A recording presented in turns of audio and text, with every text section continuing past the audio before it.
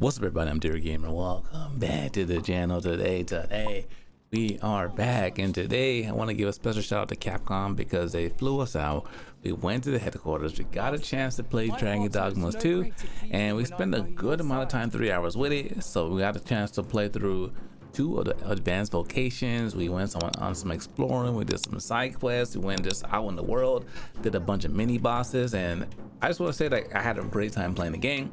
So I'm about to go into all the things that we experienced in this video. So without further ado, let's dive in. So the first vocation we got a chance to check out was the Magick Archer, and this is the character right now.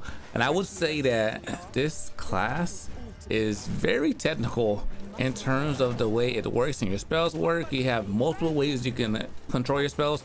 You have different elements, and also too in this fight we're gonna go against one of the griffins, which are one of the mini bosses in the game. And I would just say that there are just my time just playing around, exploring the world, and just kind of hanging out. We got a chance to see so many different little bosses around, which is great because all of a sudden you're exploring. Next you know, oh my god, it's ogre. You're exploring. Oh my god, next you know it's a griffin. You're exploring and all kind of random things. The spell that was used right there is cool. It's one of your fire spells. You have multiple skills you can put on your class at a time, and you kind of switch between each of them. And that skill was one that you can use to kind of track the location, track it directly to where you want to hit on a specific monster. And this is what he's using it right now. So speaking of the griffin is really cool. So one, just look at the aesthetics, the gameplay, the graphics, things, everything looked amazing, felt good, felt smooth. And also too, it was just the music, the experience. It was everything you expected if you played the original Dragon Dogma, and it takes it to the next level. So in this fight, if you guys aren't familiar, you have pawns you can fight with as well. Cool thing about the pawn system is you could just be walking in a random area. Next thing you know, you encounter a random pawn, and it's like, hey, do you want to buy me? Do you want to hire me? And you can be like, yeah, sure, I'll hire you. Or you can be like, you know what, no, I'm good for now. But I will say that they did such a good job with, I mean, they made Monster Hunter. So as you would imagine, these fights, they feel epic, they sound good, and you feel accomplished after you fight them. So I kind of let this fight play out so you kind of check it out. He got toppled over. If you look at his health, there's no numbers, but you can see a bar, which is different from like Monster Hunter. But in this situation, this monster has 3 levels of health, as you can see at the top and the middle, and on the left hand side it has 2 little pink dots that tells you it has 3 additional scales or levels or health.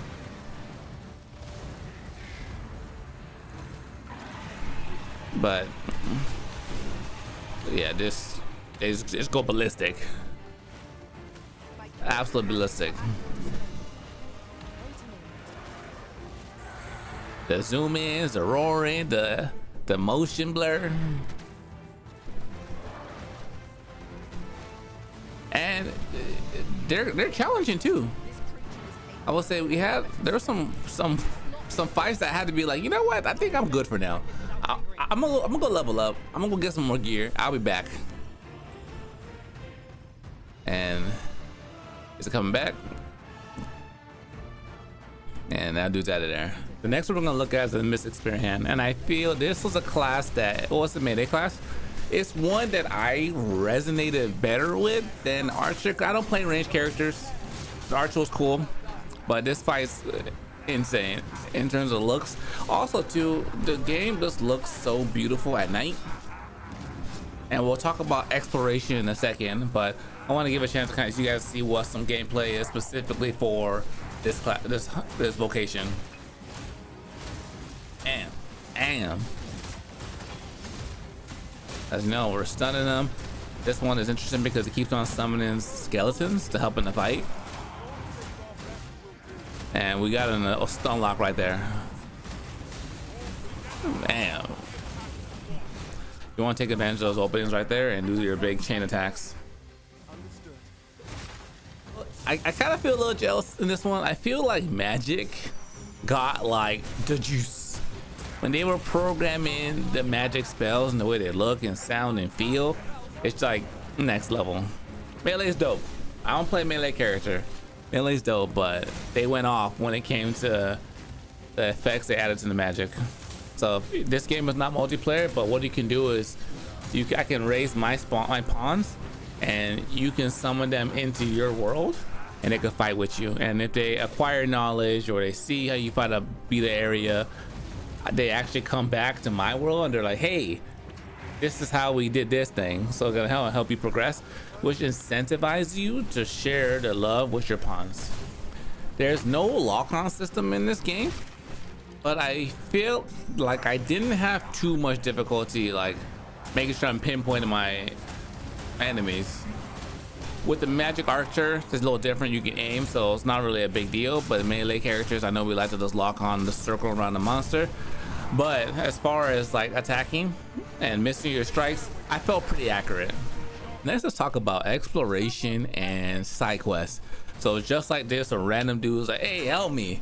And in this game, if you can see it, you can go there, which is cool. I felt that there's so many cool looking aesthetics in the game that kind of want us to go and be like, oh, what's in that cave, or what's over here, what kind of monster will I encounter? So you have a lot of ways to kind of keep you interested. And that's the one thing, whether at first they were like, there's not gonna be any fast travel, even though there is. There's a way you can teleport. They really wanted to make the world entertaining, fun, and make you curious to go into it. So I feel like they captured that in my time of playing. And now we should be starting a side quest. Face at last. I cannot thank you enough for your aid, sir. Oh, you're welcome. If I might be so bold as to impose upon you again, would you be willing to accompany me to the cenotaph and safeguard me from harm? I will not be able to do that. Else to whom I can turn. And if this is not done, the road through these grounds shall forever remain impassable. Pray, will you lend me your aid? You got an option. Do you want to accept it or leave it? I am in your care, sir. And from this point on, that's where you're on this side quest. And that's kind of how they pop up. You're just kind of chilling. Next thing you know, it's like, boom, hey, kind of like The Witcher. You walk into the city, it's like, hey, you, I need help. Can you help me with this? And you have an option to say, yes, I will. Or actually, I'm busy right now. I'm going to decline that. But just look at it. It's beautiful. It just makes you want to go out and explore. I think in these open world games, it's always tricky because it's like, is it going to be like empty world, dead, nothing going on? Or do I want to make like a more tighter game and keep things a lot more immersive and exciting?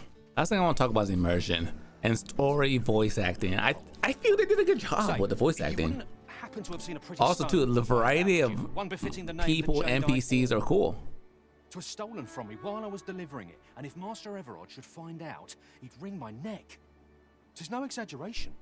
He said people killed a that hair though. More than a few at that.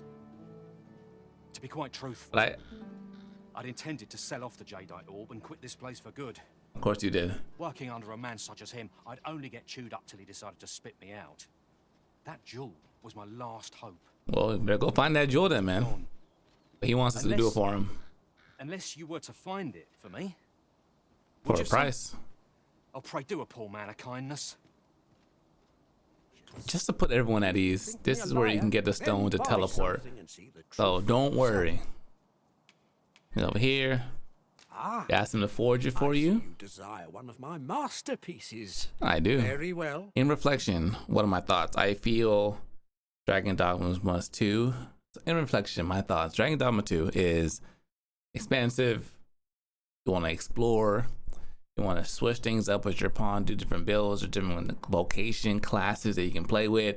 It has the heart pumping moments in the fight. The voice acting is good. I think the pacing is good. This one's really, it's a story being developed as well while you're playing through the game. But I don't have to say it's too slow, but I feel like it has pretty good pacing. It's enough to keep you intrigued to kind of go through your playtime. But I enjoyed it. I'm going to play this game. I'm going forward. As far as like performance felt pretty good. But things got a little super crazy. There was times where I was like, oh, I gotta slow down a little bit. Other things I found that were an opportunity with the game. I felt lighting was pretty good. As far as if I'm nitpicky, maybe the UI when it comes to like your items loadout, but it's fine. You know, you can find your way. You get used to it. It's not really. It's only really important like the first minute when you're playing the game. Once you figure where everything's out, you're kind of good after that. And after that, I don't really have anything nitpicky to say. I mean, I played for 3 hours, so enough for me to do a couple of story quests. get a sense for exploration, try out both the classes. But it was good. It was a good time. So we're gonna be playing on the channel. So make sure you subscribe if you're new. Give the video a thumbs up. It supports me for free, my family. Until next time, dear gamers, signing out.